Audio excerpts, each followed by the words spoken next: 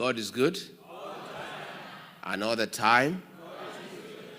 Nisalimieni hayo. Bwana Yesu asifiwe. Bwana Yesu asifiwe tena. Hi bros. Hi sis. Hi cousins. Hi shemeji.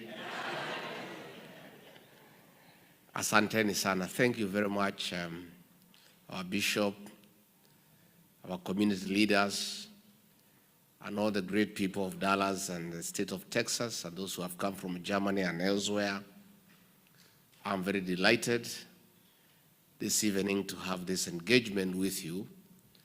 I've sat here and listened to what the community leaders say, from our worship, the mayor, to the community leaders, and I'm very happy.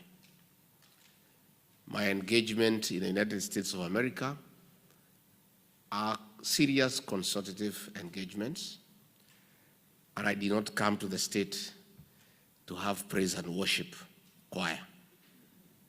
Because if I did want praise and worship, I have it in my church back home. We came here to engage meaningfully. And the other day I was in Baltimore, there was a young girl who raised issues. And I could see our critics back home were very happy because they are not used to it. They have praise and worship. Everybody speaks the same language. We are different. We are Democrats. And we believe that everybody's opinion matters. And all of us cannot see things the same way. And that is what we are fighting back at home, one-man rule, where somebody wants to decide that he knows everything and nobody else knows anything else. So I am very happy to have listened to the community leaders, and I have heard what you have said. I will respond. And first and foremost, I want to say thank you to the community here in Dallas for the very warm welcome accorded to me and my wife and our delegation. When we arrived yesterday, we were received very warmly at the airport with song and dance, with prayers. Later in the evening, community leaders hosted for us a dinner and gave us very good beef.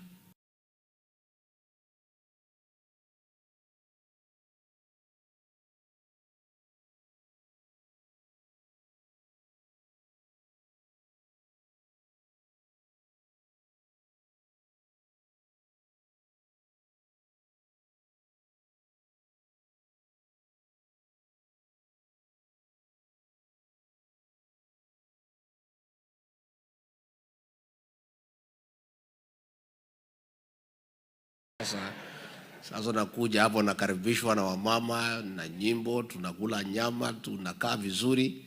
We are enjoying it. So we are here, and I want to say thank you. Number two, I must say I'm very happy to find our people from Kenya doing well and doing great, having settled here and succeeded in what they came to do. That is the Kenyan spirit of hard work and getting things moving wherever you are all over the world. You people came here in search of greener pastures to expand your territories, and you have succeeded. I've seen beautiful homes owned by the people of Kenya. I've seen good businesses run by the people of Kenya. You guys have come here right in the center of America and succeeded. I want to say congratulations. Pongezi. I'm also very happy to find that Kenyans are united and they love one another, and you stay together as the people of Kenya. I am very happy, and that is the spirit. This is a meeting of all communities. You know, our detractors back home, because they are very unhappy that I'm a truthful person, they are never able to deal with my truth because I only speak facts and the truth. So all the time they try to pin me down by saying that I'm tribal, I only talk to my people. Since I came to the US, all the meetings that I've had are for Kenyan communities. And what has happened here today is a testimony. The Mawa here. Na wewe mtu ya ma. Ujue culturally, hii wasichana yote ya mlima, they are my daughters. Na sasa huko kwetu dowry payment is a continuous exercise. So anytime you meet the father of your wife, unaendelea kutoa nini? I'll be very happy tuonane nyuma ya hema. I'll collect in dollars. I have not even received dowry in dollars for a long time. I am so happy that everybody is here. The Mlembe Nation is here, the Abagusia here, the Maa here, our cousins from Mukambani are here, the Gen Zs are here. Everybody is here. This is Kenya. And this is the Kenya that we want. And let me tell you, the people who try to talk about tribalism is they want to run away from the issues of the day. They don't want to answer the issues we are asking. So wanataka kujificha behind tribe. And we will not allow it. We'll have to deal with the facts as they are. I've just listened to the lady from Germany crying here about the nephew. William Ruto cannot run away from that fact that he has killed our young children, and he has shamelessly, publicly given an order that people should be shot in the leg. Those are facts. He cannot hide behind tribalism and his community. Nobody from the Kalenjin community has killed our children. That community is innocent, and nobody can blame the community. It's a person, known by name. And we are dealing with a person. Let us not hide behind communities and tribalism and try to run away from facts. And when people are truthful, you want to demonize them so that they stop speaking. I think if William Ruto was honest to himself, he would have known by now that Riggy is one Kenyan who cannot be intimidated into silence. So, even if you call me names, even if you give me tags, I'll stay focused. I must have my eyes on the ball. And why am I so active in this struggle to liberate Kenya? People say sometimes Riggy is overzealous. Why is he overzealous? He's too passionate in fixing Kenya. It's because I know there is a speaker here who said now we must not continue saying we were deceived, we were cheated. It is true. We have said enough. But Riggy here played a very big role in creating the mess that Kenya is. I did. I persuaded many people, over 4 million people, to elect William Ruto. I take the blame. And many times I've apologized to the people of Kenya. But in our community, they say, in my community, they say, making a mistake is not very bad. What is very bad is repeating it. So I am saying, the way I bear the greatest responsibility of creating the mess that Kenya is in, I bear even greater responsibility to fix the mess. It's only fair. It's only fair to the people of Kenya that the people who played a great role in creating this mess must play even a greater role to fix the mess. So I have a duty, I have a calling, I'm a man on a mission. We must fix Kenya for posterity, for our children. So what brings me to America? I've come to America because the Kenyans who live here must be listened to. I've come to listen to the people of Kenya, and that's what I'm doing. And I've listened quite a bit. I think this is my 4th town hall meeting among so many other meetings. I've held more than 25 meetings with selected groups of church people, business people, community leaders, and I'm listening. And from what I have heard so far, Kenyans in the US are restless. They are afraid. They are concerned. They are worried about what is happening back home. They are unable to sleep, not knowing whether their relatives have been killed or not. They care that their parents cannot go to hospital and get treated. They are in anguish that the younger brothers and nephews and nieces cannot go to university because the education system has been messed up. The Kenyan people living here are part and parcel of the Kenyan nation. And when Kenya ails, they feel it. And more than anybody else, the people living here are feeling the effects of economic mismanagement in Kenya. Because you people work very hard.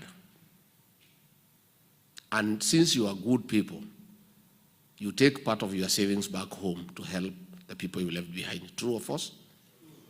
So when the economy is not doing well, you know. The shopping you are doing for your mother 3 years ago before William Ruto took over for 20,000.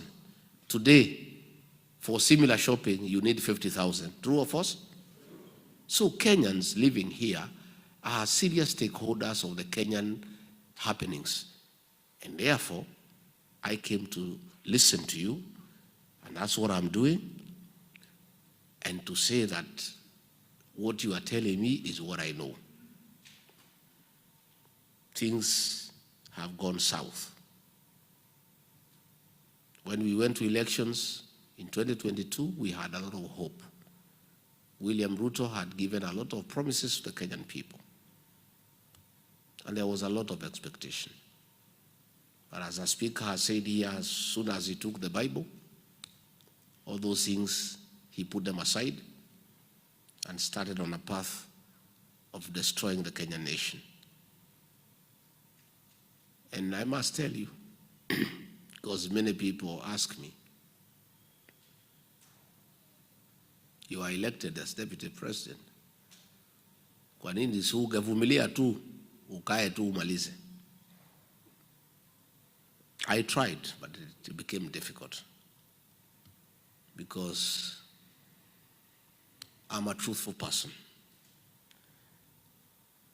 And a truthful person and a pathological liar to coexist is also it's a bit difficult.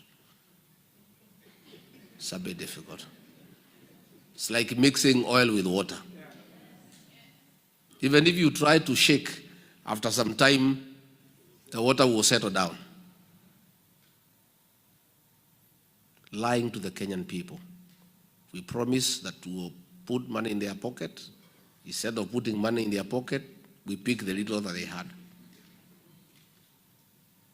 We promise people that we will not evict people without giving them alternative accommodation. People are evicted every day. Overtaxation, corruption, destruction of institutions.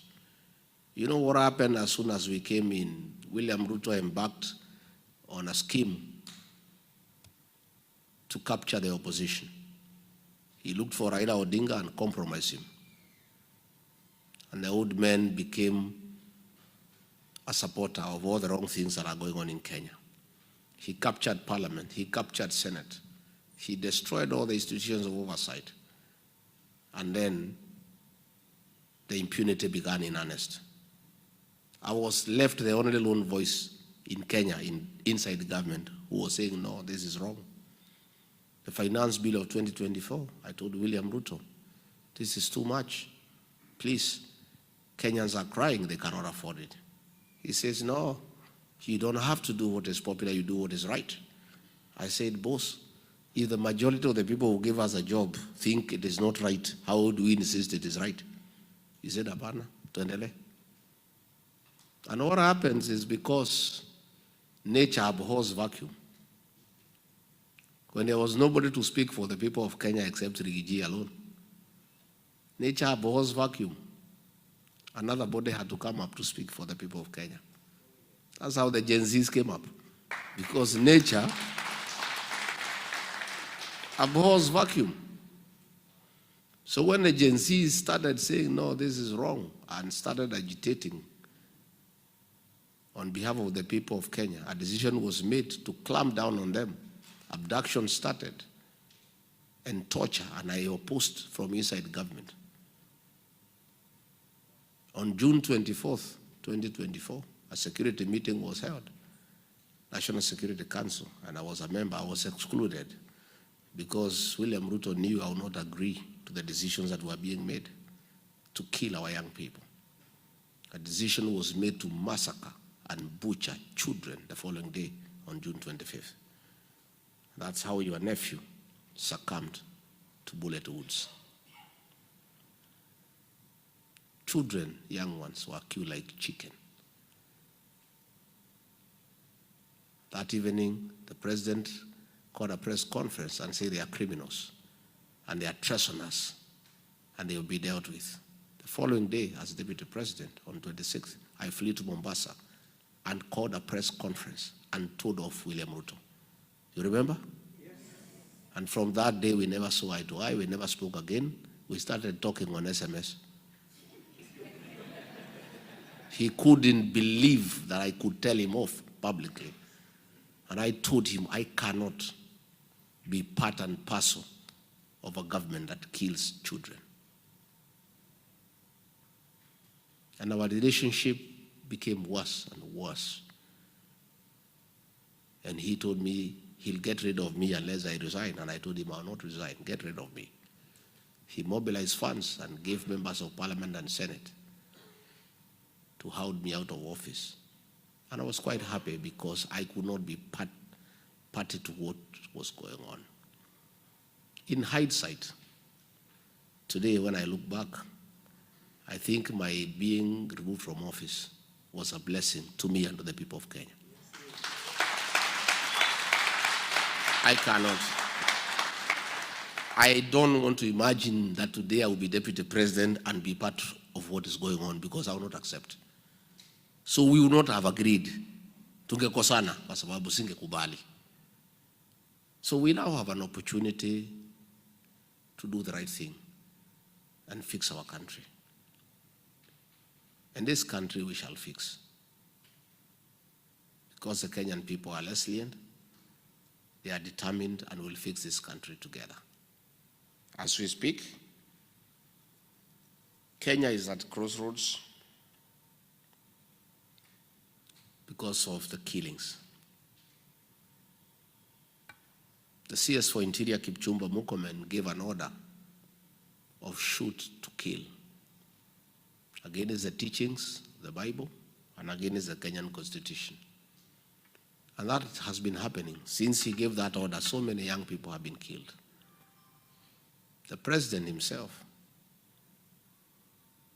despite saying that he's a Christian, against the Bible teachings, the 10 Commandments, thou shalt not kill, thou shalt not steal, gave an order in public that people should be shot in the leg. Most of you are in the health sector. Does not mean that if you are shot in the leg, you will not die. If you are shot, you'll bleed and die, isn't it? He gave that order. That's the level of impunity in Kenya. Nelson Koech is the chairman of the Committee for Defense and Foreign Relations in the National Assembly. He is supposed to oversight the military and the National Intelligence Service. He went ahead to say, President, you are wrong. They should not be shot in the leg, they should be shot in the head.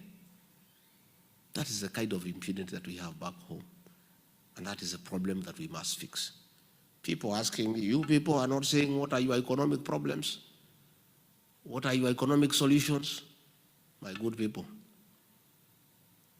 we must first stop the spilling of blood before we can talk about the economy. The first thing that we must stop is the killings. Even if we fix the economy, who will it benefit if our children are dead? If parents are living in fear, when your children leave the house, you don't know whether they'll come back. You know, nowadays we live in fear. Anytime I see my children calling me at night, I hold my breath. And that is the situation everywhere in the country. You don't know what information is being relayed to you. We must fix the issue of extrajudicial killings and the issue of abductions. And that is why Kenyans are saying, for us to fix that problem, Ruto must go. Because he's the one who has done it and publicly pronounced himself about the killings. When you look at what is happening in the social space, I have been here now for a month. I'm so impressed by the health system here in the United States, especially the care for the elderly and the children. We had a program called NHIF that was working but limping with a few challenges. That system required 800 million shillings to fix. Instead, William Ruto put it aside and brought something called SHA and SHIF at a cost of 104 billion. Money that he is stealing with these people. It's not working. The health system has collapsed. The education system has collapsed. The other day, the CS for National Treasury announced correctly that they have no money to fund free primary education started by Mwai Kibaki. Of course, the president and everybody says it is not true. But the truth of the matter is that capitation money has not been released for the last 1 year. And school principals and headmasters of primary schools live in fear of auctioneers every day because they are not able to pay for supplies. What is sad is that money is not available to fund our education. The money is stolen through the National Intelligence Service, given to that soprano guy to go around the country dishing it out. The other day they were in Bobasi. They had 10 helicopters. These helicopters are almost having an accident in the air because of the sheer number of helicopters. And they're actually creating havoc even among livestock. Even the cows are having miscarriages. Yeah. Even hens are not laying eggs. Because their helicopters are all over the village wreaking havoc and creating fear among animals. So, at an average of 1 million shillings per helicopter, that is 10 million.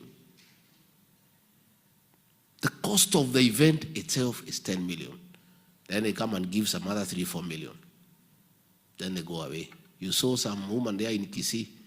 She said she had a group of 31 women. She was given 2,000. Each woman 64 shillings. And then Soprano is saying that it is economic empowerment. You know, surely, sometimes, and the guy is a professor. Sometimes you look at people, matharau kwa Wakenya. You give people 64 shillings unasema at an economic empowerment. Yet if that lady had gone to pick tea for a day, kibarua, angeenda na 100 yake 4 ama 500, si ndio? And then the women are lined up from 6 a.m. kuibia hawa watu viongozi, singing for them, praising them, clapping. The whole day wanashinda huko jioni, 64 shillings. This is money that was meant for education. That is how low we have sunk as a country. Some people have gone to court to say, can Soprano explain the source of this wealth? His salary is known. It's 1 million shillings. He has been deputy president for 10 months. 10 million. So far, he has given 220 million in the last 2 months. Where has this money come from? These are proceeds of corruption. And this is money meant for education. And that's why Kenyans are saying one time. And you cannot blame the people of Kenya. Because all you ni kuchekelea wa Kenya. You are laughing at the people of Kenya. Their children are at home, they cannot go to school. They are having harambes to settle their hospital bills because there is no drugs in hospital. Then unachukua helicopter 10 nasunguka na pesa from one meeting to another. It's the level of impunity that is going on in the country. Again, when you look at it, is a violation of human rights in the country. It's at the lowest. Today, our team of DCP was in Gilgil town for a meeting and were beaten up by police very badly. Later on, a border young boy of 21 years was shot in the leg by the police. He's in hospital, struggling for his life. William Ruto has decided that nobody can tell him no, nobody can challenge him, and if you challenge him, you must die or get injured and go to hospital, as he said. So we have those challenges as a country, and together we'll fix it. Luckily for us, we are a functional democracy. Elections every 5 years, there will be an election in 2 years' time.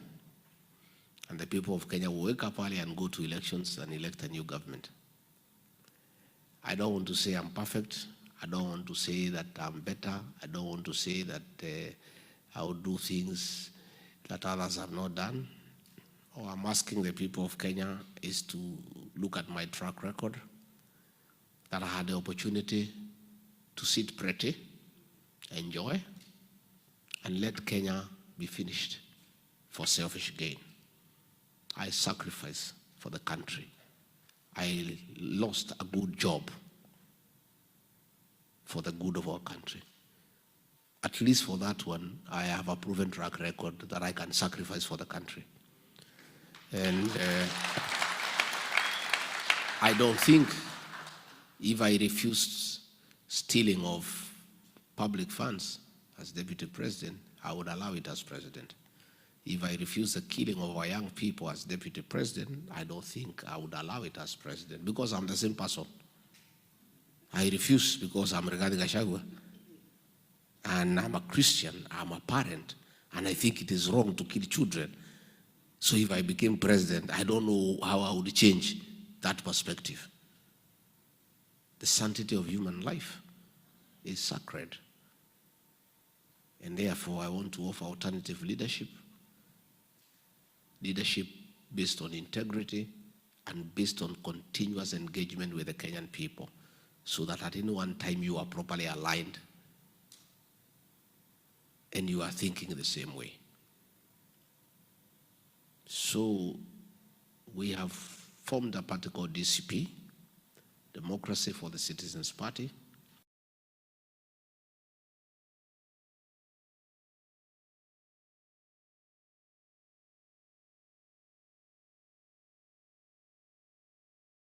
Them, because I don't think in his view they pose any threat to him.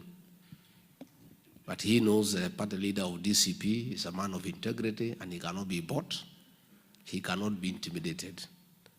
And he knows this is a party that will send him home. So the party is popular and is a new kid in the block.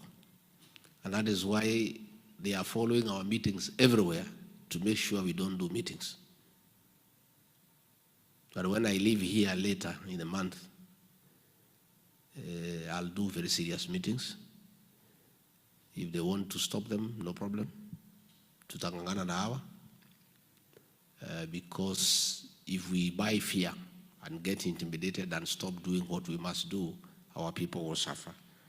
Our party is a national party, and it has support across the country.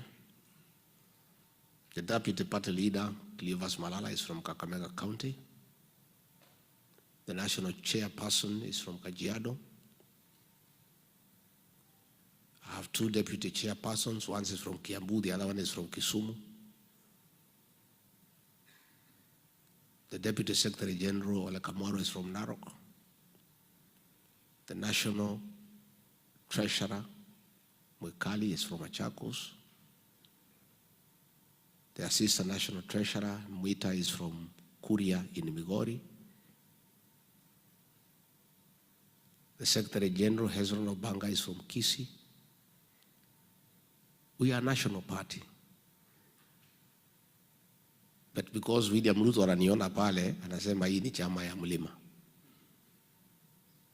Na hii mlima anaiogopa kwa sababu it is the one that made him president.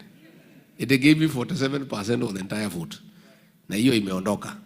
So he is very thin na anajua. So he is struggling. So we have a very serious national party, and this party will drive change in our country. I want to ask you to support that.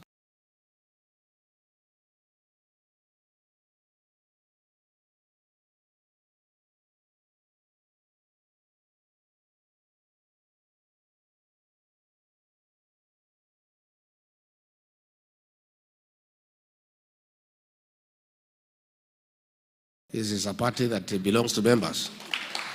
And a serious party is funded by members. That's what you do here in America. I don't have access to public funds. I'm not going to steal money from anywhere to fund my party. The way they are doing in UDA, they are using public funds to run politics. Our party will be funded by members. And that is why if members fund our party, nobody can engage in corruption baadaye ati arudishe pesa yake. So far we have a lot of support in Kenya, and we are asking people here to support our party, those who become members and believe in the party. That's the way parties are run all over the world. I saw one of the advisors of William Ruto, that standard 3 dropout, trying to advise you on how to spend your money. Now, where?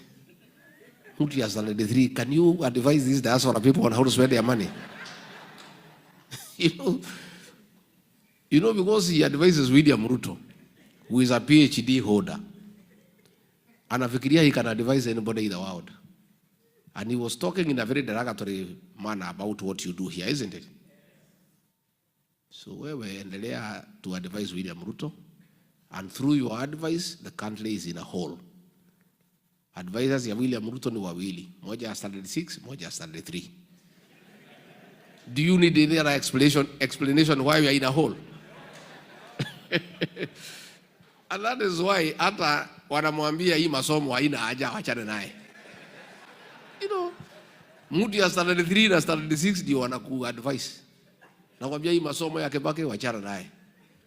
Chukua pesa na magunia, patia Zaprano, akatafuta kura.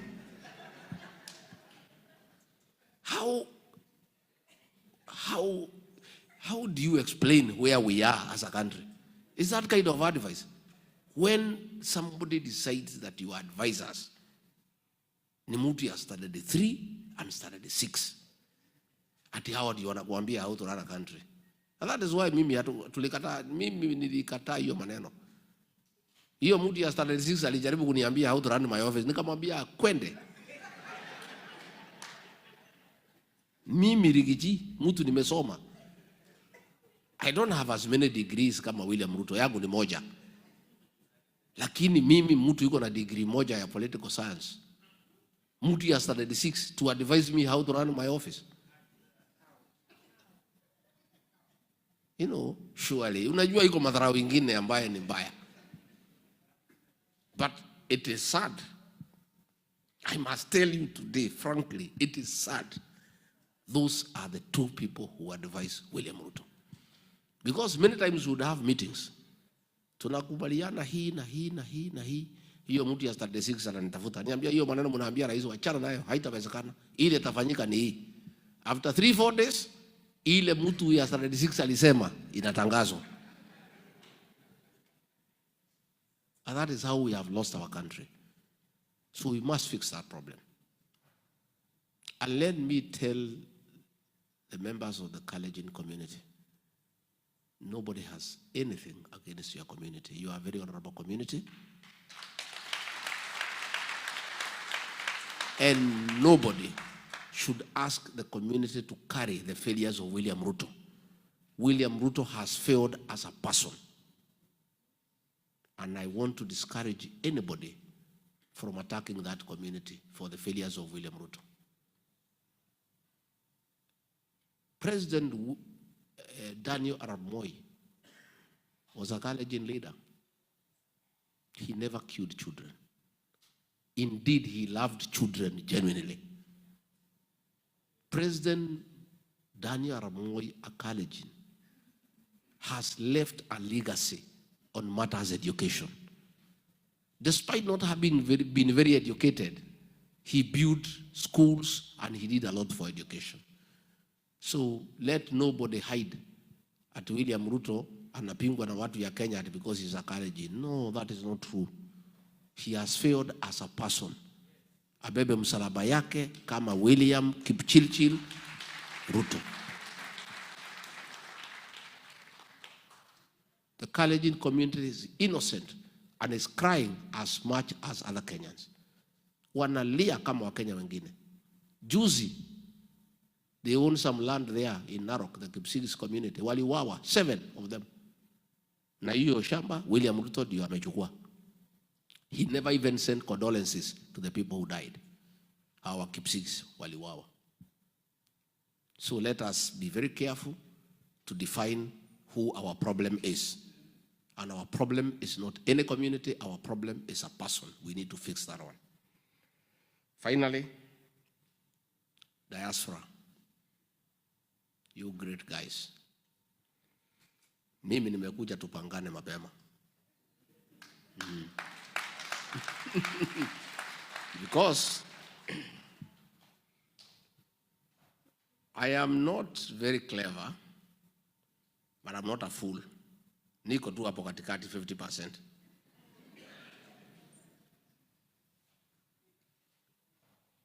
In 1970s, coffee was #1 foreign exchange earner for our country. In 1980s, tea took over from coffee. Tea was #1 foreign exchange earner for our country. In the early 90s, tourism took over as #1 foreign exchange earner. From the year 2000, the 3 were overtaken.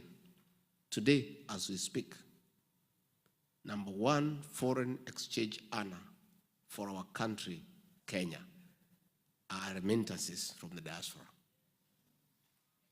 You guys are a serious player in Kenya's economic development. All the money that we get for paying public debt ni ile mnatuma nyumbani.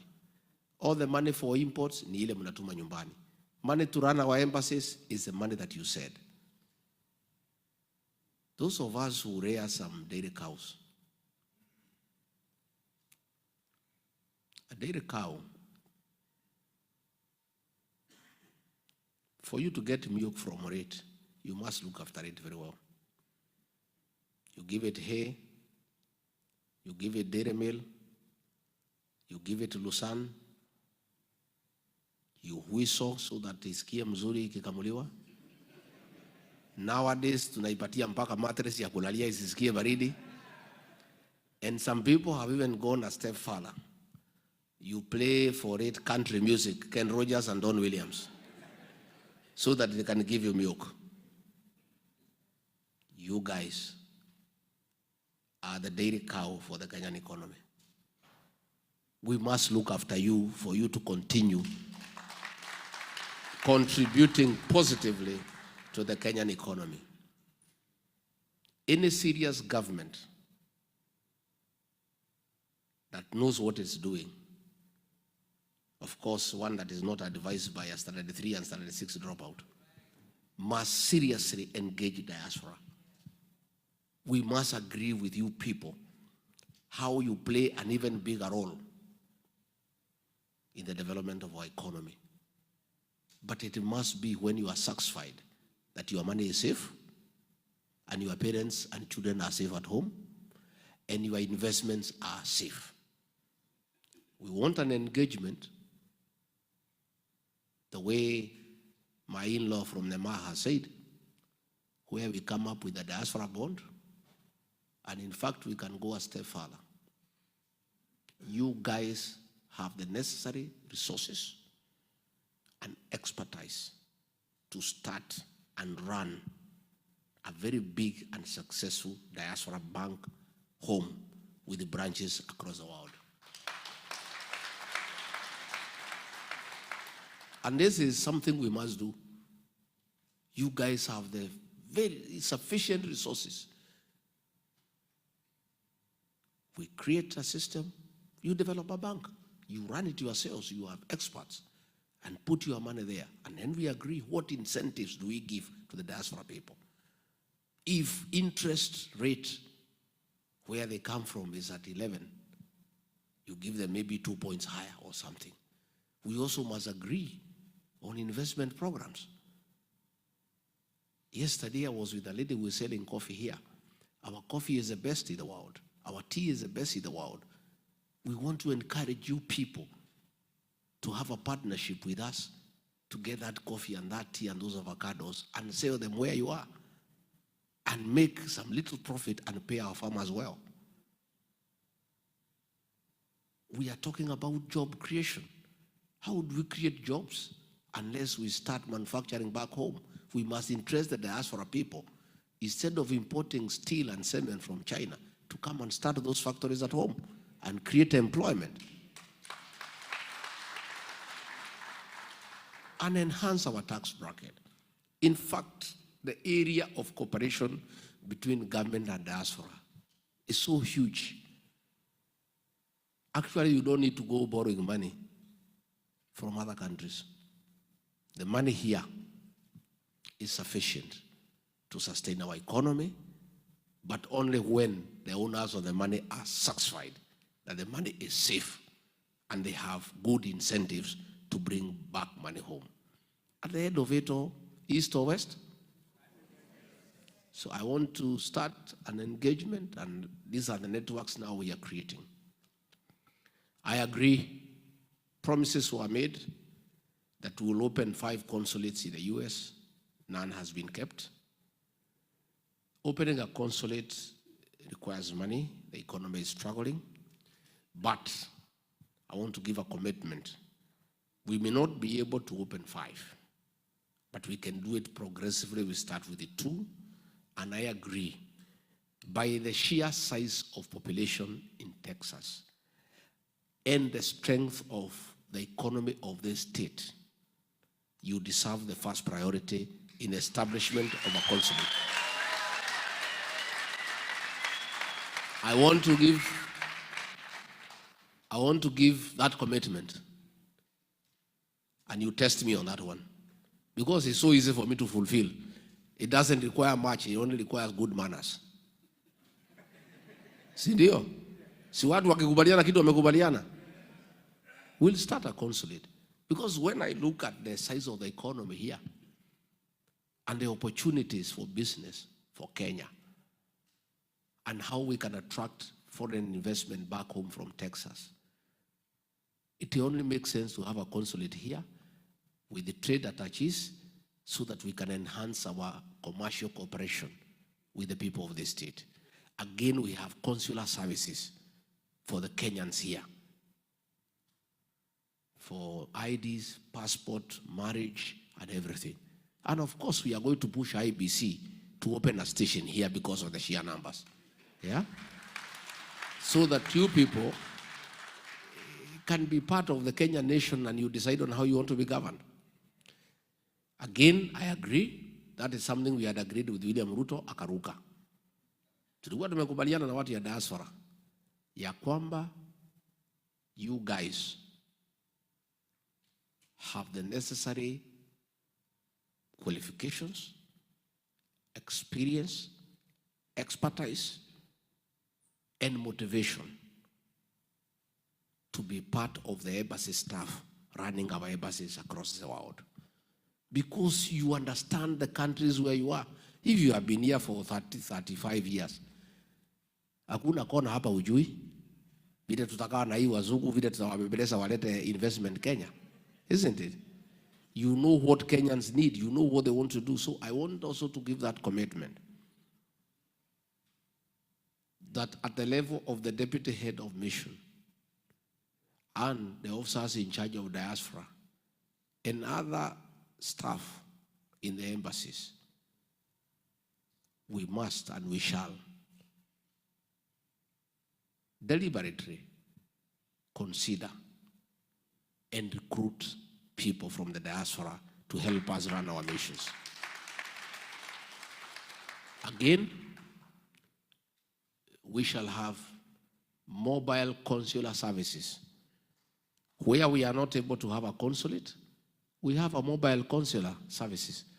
Wanaenda one state, wanakaa huko mwezi 3, wanapeana vitambulisho, passport, birth certificate, marriage certificate, alafu wanahama, si ndio? That is something that is doable. It's something we're gonna do so that we make it less expensive for you to go to Washington in search of documents when it's not necessary. Again, in the spirit of devolution, we take the government to where the people are. Don't take the people to government. Si ndio? Yeah, we take the people, the government to where the people are. So there are various issues that we shall agree on.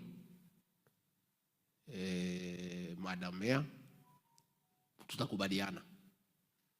And we'll engage everybody in the diaspora. And I'm happy the way you are here today. Muketi, mupange, mutuambie, mnataka tufanye namna gani. Na nitarudi tena. Mnataka nirudi? I'll come back. Na hata Mungu akitusaidia tupate serikali, tutakuja kusema asante. Najua kwa Biblia, kwa wale 10 waliponywa, mmoja alifanya nini? Mimi nitakuwa huyo mmoja. I'll come to say yes. I agree the issues of alcoholism and drug abuse is a problem in Kenya, even here. You know, when I was in office with Pastor Dorcas, we did a lot of work to deal with alcoholism and drug abuse. And we succeeded to a very great extent to do away with illicit brews and deal with bangi and other hard drugs. Ruto using Soprano sabotaged that program. Alcohol is back. Sasa nimeona minister anajaribu kusema tufanye hii, tutekeleze hii sheria nini. We have sufficient laws in Kenya. What is lacking is a goodwill for enforcement. And we are suffering as a country. Our young people are in trouble. The boy child is in trouble. And when we form the next administration, I want to give a commitment that those are issues we'll address them very, very comprehensively. Again, the issues of land. In the Mar region, there's a lot of land grabbing, communal land. These are issues we're going to address. Finally, ndio tupate maswali 2-3. I want to assure you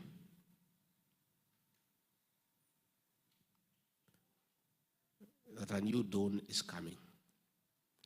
The English say, the darkest hour is just before dawn. Saa ile giza imeshikana, karibu kuna kucha.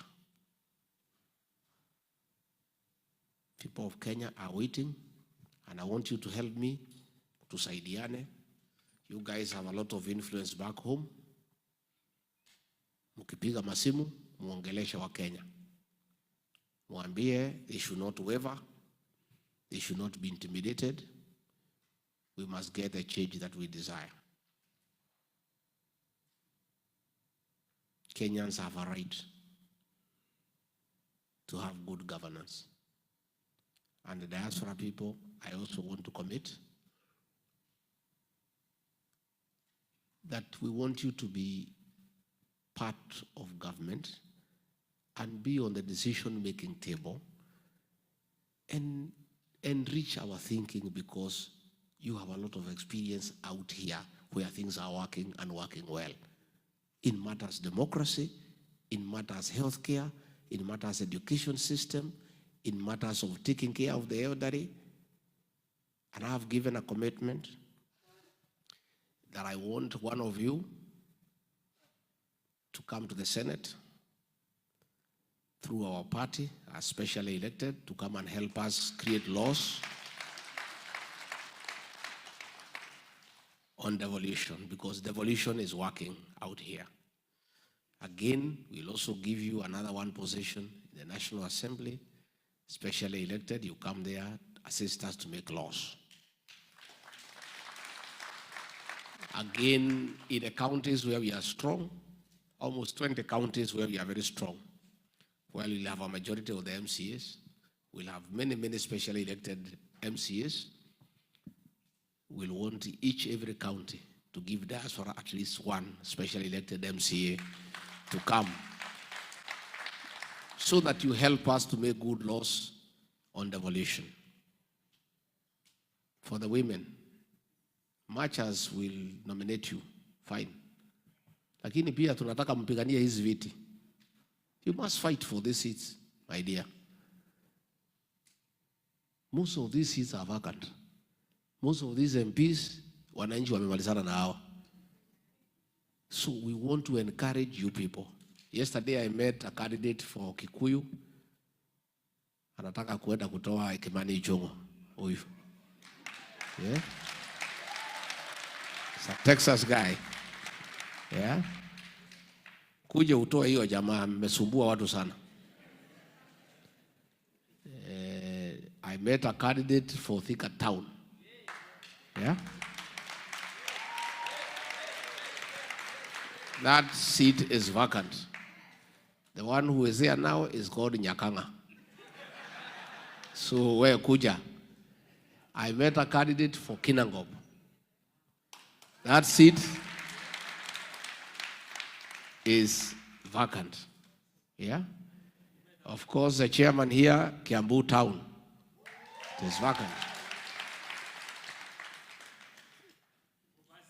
Bobasi, hapo ndege zilikuwa zinaleta shida. For Bobasi, I met also a senator for Garissa, Ahmed. I don't know whether he has come today. So, where are the women from Texas? Yeah? Munangoja nini?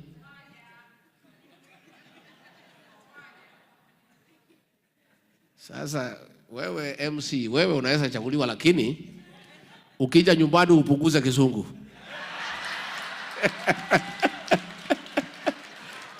Si ndio? Apunguze asipunguze. Hey, ameongea hapo mpaka nimepotea. But we need such people also in parliament. Kugangana na ile watu ya ODM. Si ndio? Yeah, huyu. Yeah. This one I can specially elect kuja huko. Angangana na hii watu na ile kimombo. Because we also need some tough fellows. Si ndio? Nataka wakina mama wengine mang'aa huko kidogo. So, women, peace, please. Fight for your space. Nobody will come for you at home to come and lead them. Come out. And our society now has accepted that women and men are the same. We've got great women leaders in Kenya. Please, I want to encourage you, within DCP, we'll give you an opportunity to come and fight for these seats. You know? Tuko na viti mingi sana. Kuna ile ya women rep, ya Murang'a is vacant. Ya Nyandarua is vacant. Nairobi is vacant. Kajiado is vacant. Narok is vacant. Kiambu is double vacant.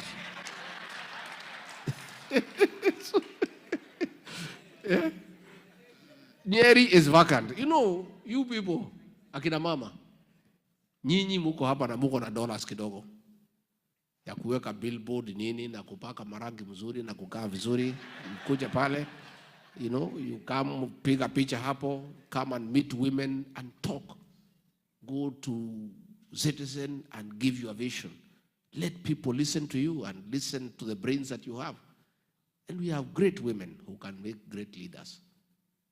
And I'm a very strong defender of women leadership, you know. And mukuje tafadhali. We'll give you several for specially elected, but zingine tunataka mpiganie mkuje mpate hizo viti. So mimi nimeshukuru. I think I have tackled most of the things that had been raised.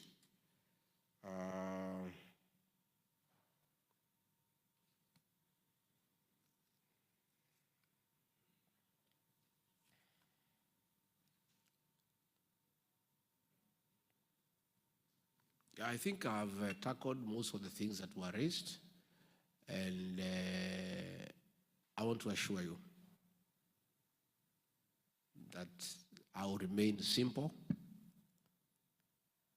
available, and the same person to engage. Hata nikipata hii kiti, sitabadilika, sitafura kichwa, nijifanye mimi ni mtu mkubwa sana. We'll continue engaging and engaging and engaging. I saw watu huko nyumbani pahali ninaishi, nilikuta nimewekewa very good sign karibu wa Monyoro, Texas. Sasa pale nyumbani nasema huyu Riggy inaonekana amenunua ranch Texas. See, it's a good prayer. It's a very good prayer. Muniombe nipate pesa, nikuje ninunue shamba hapa, nikuwe nikija kutembelea nyinyi. That prayer will be answered. It's a good prayer. So mimi nimeshukuru sana. I think we can take one or two questions so that